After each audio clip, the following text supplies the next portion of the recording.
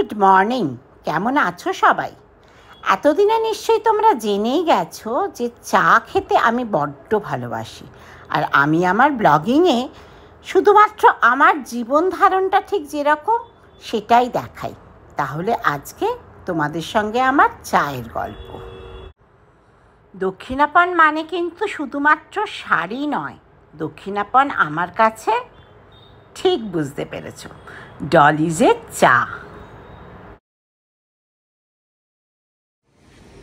দক্ষিণাপনের গর্ব ডলিজ চা। সব সময় মানুষে ভর্তি থাকে এই বাইরেটা। দেখি আজকে একটুখানি ফাঁকা পাই কি না। ডলিজের চা নিয়ে কিছু বলার ইচ্ছে আমার বহুদিন থেকে, কিন্তু সময় আর সুযোগ কোনোটাই হয়ে ওঠে না। আজকে যদি পাই তাহলে ডলিজের সঙ্গে আপনাদের পরিচয় করাবো। ডলি শুধু একটা টি বুটিক নয়, ডলি একটা নাম।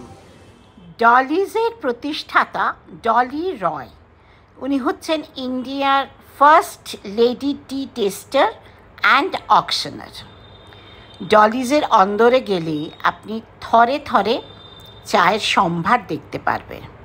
আর এটা দক্ষিণাপনের G62 গ্রাউন্ড ফ্লোরে অবস্থিত। আমি আজকে ডলিজের পরিচয় দেওয়ার আমার কাছে কোনো প্রয়োজন নেই, তবুও যারা জানো না তারা শুনে নাও ম্যাডামের মুখে। ম্যাডাম মিলি সেন। এটা কত বছরের দোকান ম্যাডাম? 38 years। 38 years ধরে দক্ষিণাপনে এই চায়ের দোকান চলছে। প্রথম শুরু হয়েছিল 1988-এর 3rd ফেব্রুয়ারি।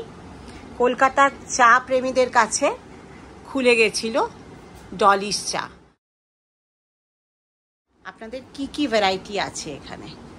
আমরা মেইনলি দার্জিলিং, তাছাড়া আসাম, নীলগিরি, নানান রকম চা আছে। দার্জিলিং এর প্রচুর ভ্যারাইটি তো আপনাদের, ফার্স্ট ফ্ল্যাশ, সেকেন্ড ফ্ল্যাশ সব থাকে। সেগুলো তো পিকিং টাইমস এর করছি, সেগুলো আছে। তাছাড়া হোয়াইট টি, গ্রিন টি, ওলং। হ্যাঁ, ওলংও ভীষণ ভালো, হোয়াইট টিও এদের ভীষণ ভালো। আর একটা ব্যাপার, আপনাদের এখানে এলেই চা আমরা খেতে পারি বিভিন্ন রকমের। কিরকম টাইপের চা আমরা এখানে পাই? এখানে নানান ধরনের হট টি আর কোল্ড টি বিক্রি হয়।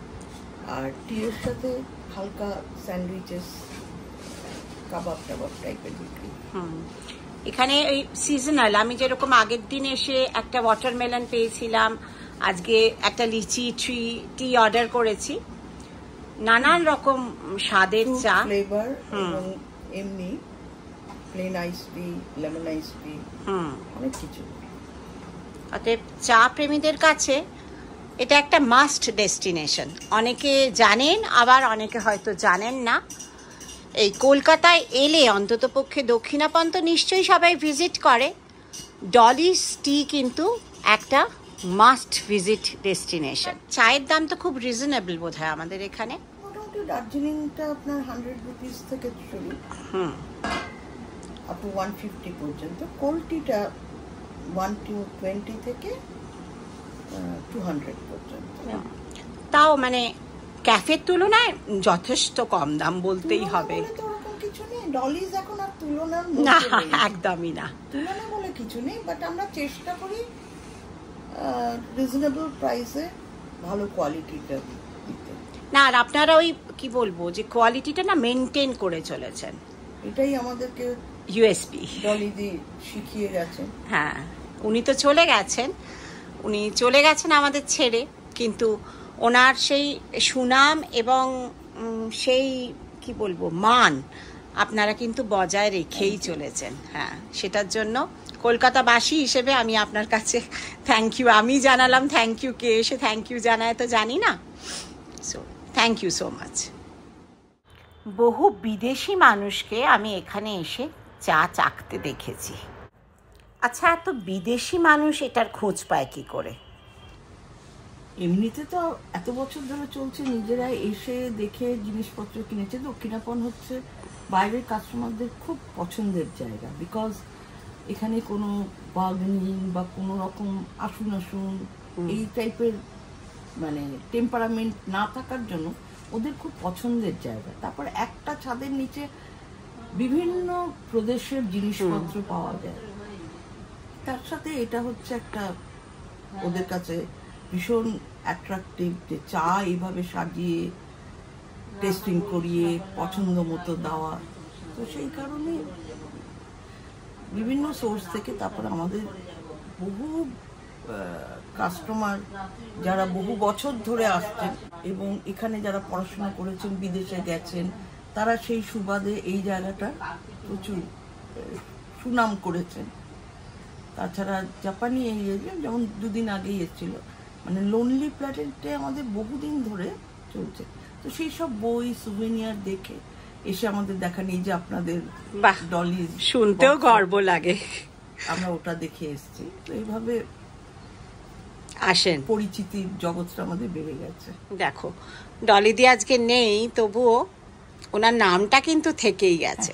সেই উনি যেরকম সন্তানের মতো এটাকে লালন পালন করেছিলেন, আজকে দাদা হয়তো মাথার ওপর রয়েছেন, কিন্তু আপনাদের গেছিলেন যে তোমাদের চিন্তা করতে হবে না, আমি আছি।